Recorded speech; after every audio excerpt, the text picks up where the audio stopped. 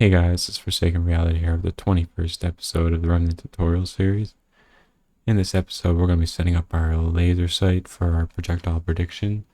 So basically, I'll show you here that when we aim at our box and we're not going to make it to our crosshair, so our bullet's hitting this box and going through it, then it'll spawn that red dot. And we'll also be fixing a bug that, say we were on this and you unaim, the crosshair would stay grayed out because it doesn't know when it's leaving anymore because you're not line tracing, only when you're aiming. So basically I'm going to set up a quick fix for this so that it'll just normally set your crosshair. And yeah, we have a laser sight using a decal. And if you notice that you could probably set something up a little differently so you can also use this laser sight at other times since it's tracing directly from the muzzle.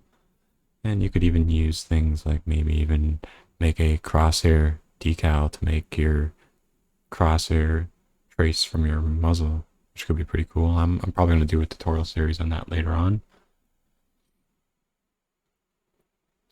So without further ado, we will get into this series episode. So I'm going to move my project over here.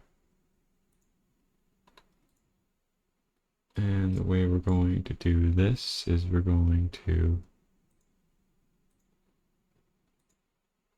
open up our master weapon and our blueprints. To close things out so you guys can follow along with me, not get a little lost or anything.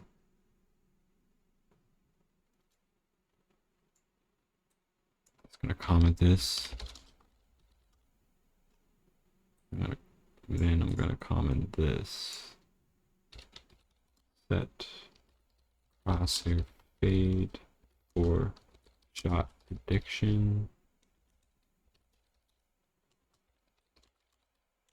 Bullet to crosshair fade main crosshair out.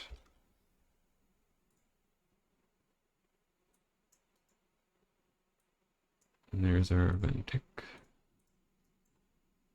A little comment. So now that we have that done,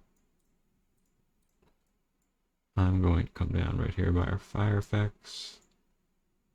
And I'm going to create a new event called custom event. And spawn laser decal.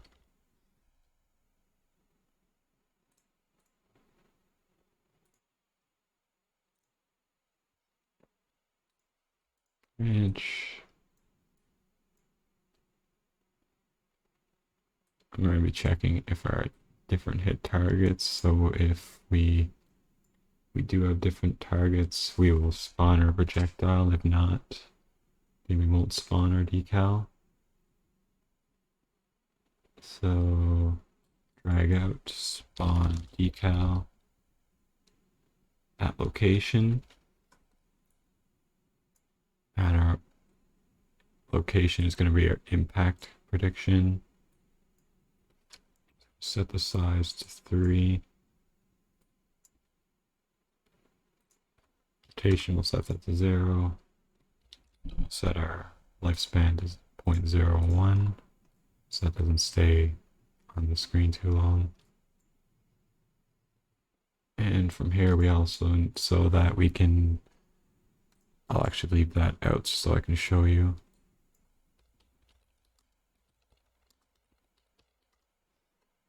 So now we have our spawn laser decal. We need a material decal. So to do that, we'll just simply go to our remnant materials.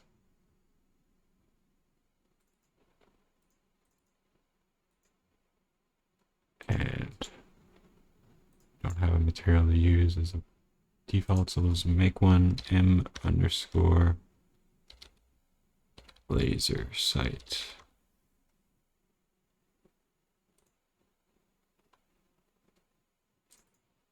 we'll open this up.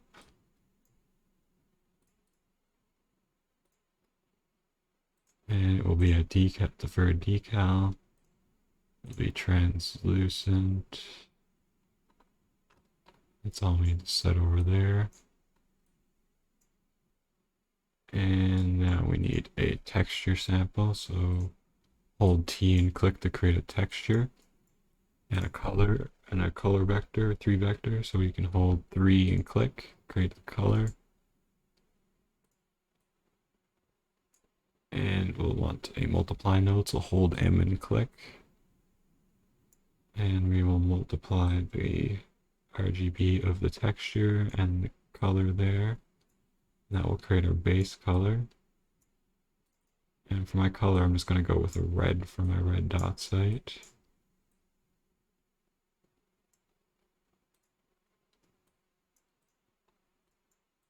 Comment this color. And for my texture, I'm going to use one of the ones that I have in here already. It's just a circle. It's from the reticle pack, which will be our crosshairs pack. So we get a circle, and we need to need to hold M and click to create a multiply. This is going to be for our missive. So plug this in like that. Create a little reroute. And now we want a parameter, so we hold 1 and click. That will give us a constant. Yeah, constants will work fine because parameter units converted to a parameter, which means if you make material instances, you can actually change the color. I'll actually do that. I'm going to right click, and this is going to be emissive amount. Just so you can have different colors but not have to create multiple different materials. And our emissive amount, I'm going to default it at 1.5. We're going to right click and convert our color to a parameter.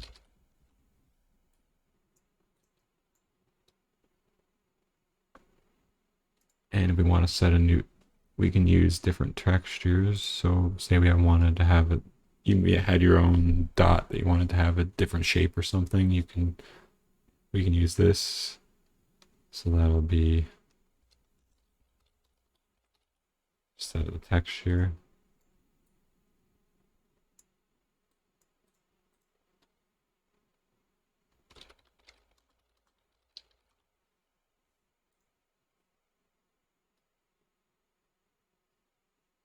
I'm going to plug this into opacity.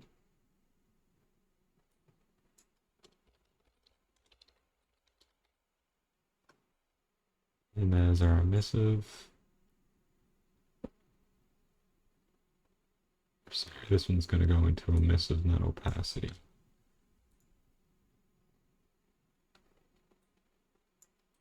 And for our opacity, we're going to create another multiply node.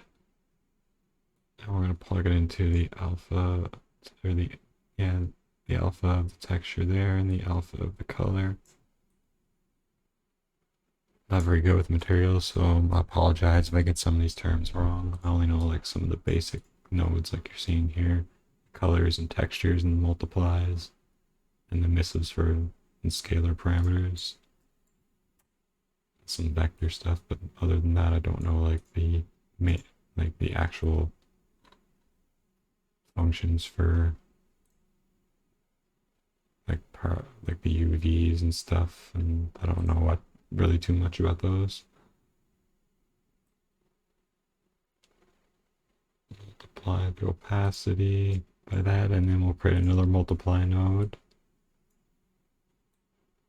And this will allow us to set our opacity level, so we'll hold 1 and click to create our scalar parameter, and we'll actually, we'll convert it to a scalar parameter, and the opacity, and then we'll plug this into our opacity.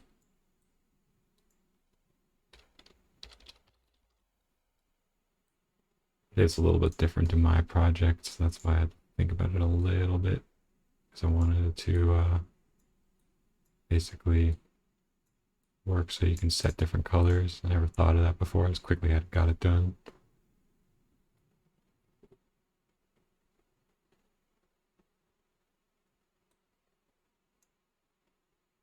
And let's see where I'm going wrong here.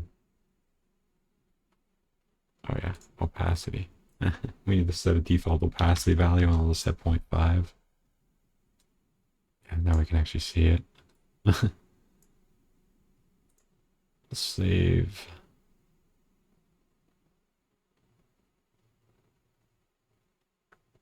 So now we have our laser sight material. Close out of that. This is what I was talking about, where you say you wanted a blue one because you wanted to look into making actual laser sights and not only check it when your targets aren't the same.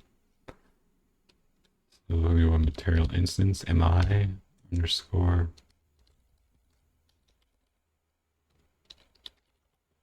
laser sight blue. And you can open this up and you notice you'll have access to all these variables we need, so we can set a different texture we wanted to. Have it set up so that the backgrounds are opaque. And we can set our emissive boost. We can set our color.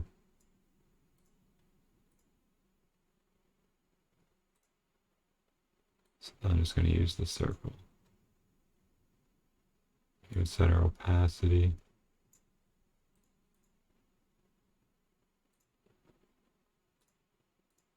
So now we have a blue one, so that's how you would do that.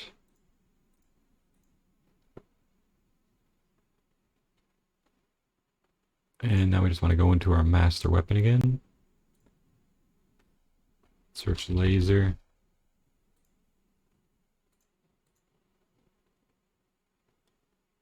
We can even set a reference to a material in our weapon data table. You set a reference to a material in your structure. Then you'd be able to set a material per weapon, and if you got your weapon data, broke it right here and plug the material you made there, and then set it in your item data table, then you could set your laser color, or whatever, your decal, and whatever else per weapon. But we're not going to need that right now. I might do that in my side tutorial.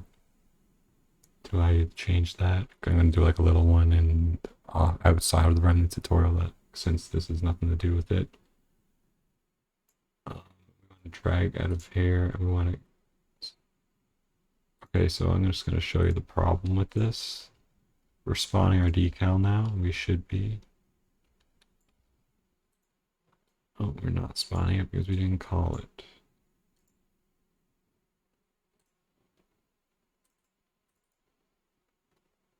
So I'm just going to go with my shot prediction. Spawn my laser decal. Oops.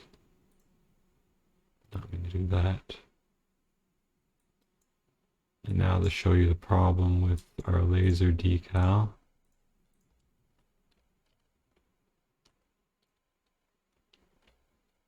You can see it, but I'm going to get rid of those line traces now that we have our decal telling us where we're hitting. Shoot location, we can move that one. Remove this one so that there's none in draw type. So they're there, but they're not drawing if visible anymore. So now you can see your dot. But you notice that we get a little bit of distance away and it disappears. So to fix that issue, we want to go to our master weapon, into our event graph, and head down to our spawn decal. And we're going to be set fade screen size 0.001. I think that's what I set it to. 0.0001. And now when we play, you'll notice that it doesn't disappear no matter how far away we get, and it will spawn when we need it. So we know always, so the bullet's heading right through that dot. Now it's going to the center, but we're not going to make it. We can hit that red dot. So there's our predictive shooting for the third-person shooter using a laser sight. That's